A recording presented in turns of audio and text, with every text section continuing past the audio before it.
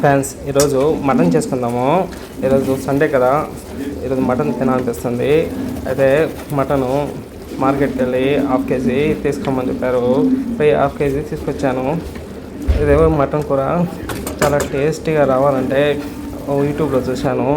పాకిస్తాన్ వాళ్ళది మటన్ కరాహీ అని చెప్పి చూశాను. సేమ్ అదేవిధంగా ఈరోజు చేసుకుందామండి. చూడండి ఎంత బాగుంటే అంత బాగా వచ్చింది. దీంతోపాటు ప్లెయిన్గా పలావ్ కూడా చేసుకున్నాము. ఈ రెండు కాంబినేషను చాలా సూపర్ అంటే సూపర్ ఉంది. చూడండి, లేత మటన్ అండి. మటన్ అనేది చాలా లేతగా ఉంది. ఇది అనేది 10 కేజీలు ఉంటుందంట. చిన్న ఇక్కడ హైదరాబాద్లో పెద్దగా ముదిరిని పోయారు, చిన్న చిన్న వాటిని వస్తారు. అయితే ఫస్ట్ నేను కడాయి పెట్టుకొని కొంచెం ఆయిల్ వేసుకొని లేత మటన్ బాగా శుభ్రం చేసుకొని ఈ మటన్ని కొంచెం సేపు ఫ్రై చేసుకున్నాము. ఒక 5 మినిట్స్ అలా ఫ్రై చేసుకున్నామంటే ఈ మటన్ అనేది మంచిగా నూనెలో ఫ్రై అయిపోతుంది. ఇట్లా ఫ్రై చేసుకున్న వల్ల మటన్ అనేది చాలా టేస్టీగా ఉంటుంది. ఇది కూడా అందులో ఆ వీడియోలో చూసే ఇలా చేస్తున్నానండి. నాకు కూడా తెలియదండి, ఫస్ట్ టైం చేస్తున్నాను. అయితే ఇలా చేసుకున్నానా, లాస్ట్ ఫైనల్ ప్రోడక్ట్ అయితే సూపర్ అంటే సూపర్ వచ్చిందండి. మీరు కూడా ఇట్లనే చేసుకోండి. ఇప్పుడు మూత పెట్టేసుకుందాము. చూడండి, వాటర్ అయితే మటన్ నుంచి కొంచెం కొంచెం ఇలా వచ్చేసాయి. ఇదంతా మటన్ నుంచి వచ్చిన వాటరే అండి, నేనేం నీళ్ళు పోయలేదు. ఇప్పుడు కొంచెం ఉప్పు వేసుకుందాము. ఒక 2 స్పూన్స్ అయితే ఉప్పు వేసాను.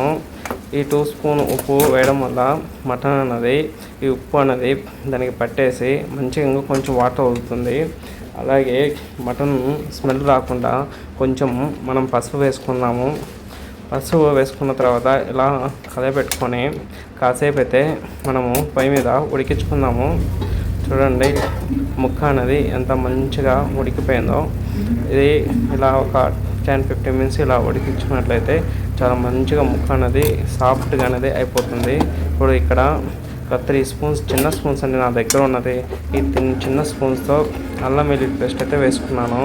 హాఫ్ కేజీ ఇది సరిపోతుందండి, ఎక్కువ అయితే వేసుకోకండి, మరి టేస్ట్ అనేది పోతుంది. సో లిమిటెడ్గా మసాలాతో మటన్ కర్రీ అనేది ఎలా చేయాలో నేను నీకు చూపిస్తాము. చూడండి, కరాహీ మటన్లో మెయిన్గా టమాటాలు వేసుకుంటారు. ఈ టమాటాలకు చిన్న ఘాట్లు అయితే పెట్టాను. చిన్న ఘాట్లు పెట్టి టమాటాలు 3 అయితే, ఒక మీడియం సైజ్ టమాటాని అయితే తీసుకున్నాను. అలాగే ఒక 3 మిర్చిని మిరపకాయలండి, మిరపకాయలకు చిన్న ఘాట్లు పెట్టేసి వాటిని కూడా సన్నగా నిలువుగా కట్ చేసుకొని ఇందులో వేయించుకున్నాను. కారం కావాలి కదా మనకి మటను, అందుకని ఈ పచ్చిమిరపకాయలు అయితే చాలా కారంగా ఉన్నాయి, అందుకని 3 వేసాను, ఎక్కువ వేయలేదు. మనం తీసుకుని కూడా హాఫ్ కేజీ కదా మటను. ఇందులో చూడండి, కాసేపు ఉడికించుకున్నట్లయితే మటన్ పైన తొక్కు అనేది లేసి వస్తుంది. సో వీటిని ఇలా క్రష్ చేసుకోవాలి. సో ఇంకా కొంచెము ఈ టమాటా ఉడకాలి, అందుకని ఇంకా కొంచెంసేపు మనమైతే వీటిని ఉడికించుకున్నాము. ఇప్పుడు చూడండి, మంచిగా సాఫ్ట్గా ఉడికిపోయింది. సో టమాటా అంతా కలిసిపోయింది, వాటర్ అంతా వదిలేసింది టమాటాల నుంచి. సూప్ అయితే మనకి చాలా బాగా వచ్చింది. ఇప్పుడు ఇక్కడ ఒక 2 టీ స్పూన్స్ ఇదైతే ధనియాల పొడి వేసుకున్నాను. అలాగే 1 స్పూను గరం మసాలా వేసుకున్నాను. వేసుకొని ఇలా కలపెట్టుకోండి. ఇప్పుడు కొత్తిమీర, పుదీనా 2 కలుపుకొని ఒక చిన్న గుప్పెడు వేసుకున్నాను. వేసుకొని ఇట్లా కలపెట్టుకున్నాము. ఇలా కలపెట్టుకొని అప్పుడు దాని యొక్క వాసన, దాని నుంచి వచ్చే టేస్ట్ మొత్తం అనేది మనకి కూరకు అనేది పట్టేస్తుంది. చూడండి ఎంత బాగా అయితే బాగా వచ్చింది. మన ఛానల్ని ఎవరైనా ఫస్ట్ టైం చూస్తున్నట్లయితే మన వీడియోస్ మళ్ళీ చూడాలనిపించాలంటే ఒక లైక్ అయితే చేయండి.